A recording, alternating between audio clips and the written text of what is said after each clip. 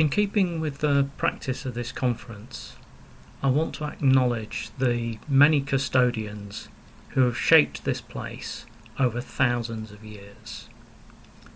In particular, I want to acknowledge the wealthy Quaker philanthropists who helped establish this beautiful garden village area, but also acknowledge the farmers who grew the cocoa and the sugar, some slaves, some as bonded labourers, in West Africa and the Caribbean, that made the chocolate that helped to amass that wealth.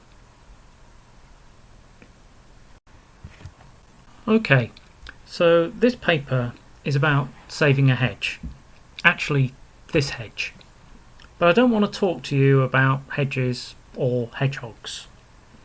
Now, I don't know why you come to the Participatory Design Conference, but I come to learn about understanding PD and how I might do it better. And I find that's a bit tricky because I'm not sure what I should focus on in order to do PD better. How should I evaluate my own performance, my own skills? At the conference, I'll learn about new ideas for activities I could include in projects. People present new ways of stimulating design or engaging with different kinds of groups.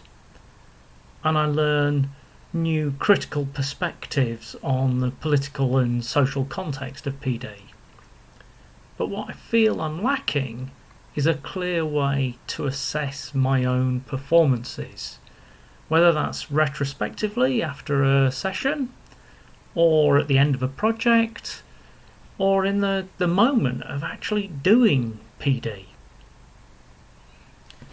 I mean, I can say, yes, this workshop is going well, or that group of people are really engaging with that activity, or that person looks uncomfortable, I wonder what's going on.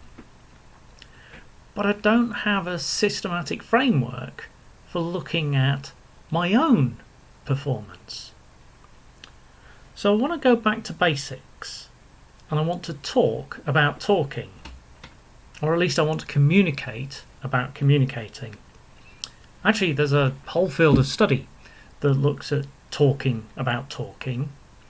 It's called pragmatics, and it's a subfield of linguistics. And a key concept in pragmatics is the idea of an utterance. Because an utterance is not just about the words we use, like the idea of a sentence, but it's the situated action in which we are saying something. Who are we speaking to? What's the history of that conversation? We need to attend to the tone of voice and the pauses and the breathing, because it ain't what you say, it's the way that you say it. So if I want to improve my skills at PD, perhaps I should focus on material utterances. Because we don't just say things and listen to people saying things in PD. I and colleagues make things. We manipulate materials. We encourage others to manipulate materials to communicate with us. My PD practice, and actually any kind of collaborative design practice, is composed of conversations made up of sequences of material utterances. So what is a material utterance? Well, in this short chat, I only want to say a couple of things. One is that a material utterance is a communicative action. It's an event in social interaction, and it's going to be interpreted against social norms and expectations. We can think in terms of familiar language games or speech genres of communication. Handing over a blueprint is one such genre of communication in designing. But unlike the words used by Humpty Dumpty, my material utterances are going to mean what the receiver, the listener, the audience decide they mean. I can never be certain of what that's going to be in advance. But just like when I'm writing an email and I use my knowledge of the addressee to imagine how the message might be received and adapt my text accordingly, I try to be artful with my words. We can also adapt our material utterances to what we understand about other participants. In these material utterances, my colleagues were trying to discover why people had come to particular events. One was conducted at a Christmas fair run by Makerhood, which is a network of makers and artists in South London. The other was at the Leeds Community Clothes Exchange. The questions were similar, but the utterances were adapted to make them meaningful for those different audiences. Now, my second point is that although material utterances has material components to which skilled designers and makers can make an important contribution, the effectiveness of the utterance is not an intrinsic property of the material forms. It's about presenting the right object to these specific listeners at an appropriate time and in the right way. The object is just one aspect of the whole material utterance, but it's the utterance that needs to be performed in an artful way.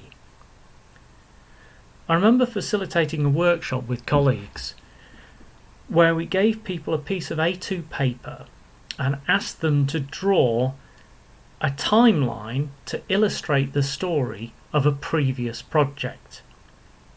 I then went on to suggest that they draw a line across the middle of the paper, but my colleague interrupted me to stop me being so directive. I'm so pleased that she cleared up my clumsy utterance, because the responses we got were so much richer because we'd left the task more open. So here's a diagram with some boxes and arrows. In the paper, I discuss some of the material utterances I made while trying to save that hedge, and I analyse them with reference to this framework. I don't necessarily want to say that those utterances were particularly artful. Some were more artful, some were less so. And I don't necessarily want you to adopt this framework. But next time we're reflecting on a PD activity, let's try focusing on specific material utterances to make sense of our performance, and maybe do it better next time. Thank you.